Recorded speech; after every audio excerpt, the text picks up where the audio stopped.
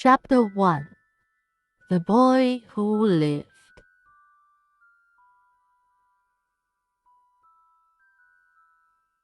Mr. and Mrs. Dursley of number 4 Privet Drive were proud to say that they were perfectly normal, thank you very much. They were the last people you'd expect to be involved in anything strange or mysterious, because they didn't hold with such nonsense. Mr. Dursley was the director of a firm called Grunnings, which made drills. He was a big, beefy man with hardly any neck, although he did have a very large moustache.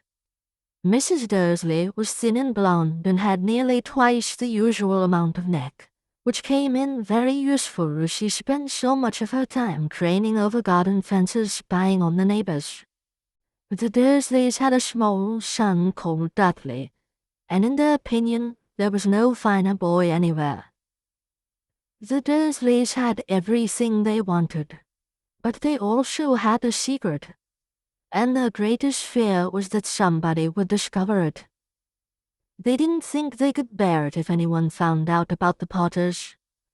Mrs. Potter was Mrs. Dursley's sister, but they hadn't met for several years.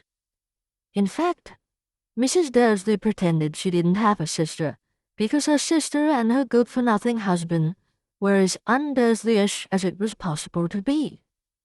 The Dursleys shuddered to think what the neighbors would say if the Potters arrived on the street. The Dursleys knew that the Potters had a small son too, but they had never even seen him. This boy was another good reason for keeping the Potters away. They didn't want Dudley mixing with a child like that. When Mr. and Mrs. Dursley woke up on the dull, gray Tuesday, our story starts.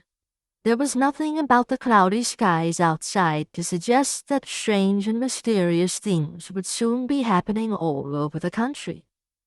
Mr. Dursley hummed as he picked out his most boring tie for work, and Mrs. Dursley gossiped away happily as she wrestled a screaming Dudley into his high chair.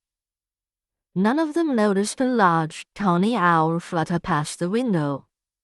At 8:30, Mr. Dursley picked up his briefcase, pecked Mrs. Dursley on the cheek, and tried to kiss Dudley goodbye but missed, because Dudley was now having a tantrum and throwing his cereal at the walls. "Little tyke," chortled Mr. Dursley as he left the house. He got into his car and backed out of number 4's drive. It was on the corner of the street that he noticed the first sign of something peculiar: a cat reading a map. For a second, Mr. Dursley didn't realize what he had seen. Then he jerked his head around to look again. There was a tabby cat standing on the corner of Privet Drive, but there wasn't a map in sight. What could he have been thinking of? It must have been a trick of the light. Mr. Dursley blinked and stared at the cat. It stared back. As Mr. Dursley drove around the corner and up the road, he watched the cat in his mirror. It was now reading the sign that said Privet Drive. No, looking at the sign. Cats couldn't read maps or signs. Mr. Dursley gave himself a little shake and put the cat out of his mind. As he drove towards town, he thought of nothing except the large order of drills he was hoping to get that day. But on the edge of town, drills were driven out of his mind by something else. As he sat in the usual morning traffic jam, he couldn't help noticing that there seemed to be a lot of strangely dressed people about. People in cloaks. Mr. Dursley couldn't bear people who dressed in funny clothes, the get-ups you saw on young people. He supposed this was some stupid new fashion. He drummed his fingers on the steering wheel, and his eyes fell on a huddle of these weirdos standing quite close by. They were whispering excitedly together. Mr. Dursley was enraged to see that a couple of them weren't young at all. Why, that man had to be older than he was, and wearing an emerald green cloak. The nerve of him. But then it struck Mr. Dursley that this was probably some silly stunt.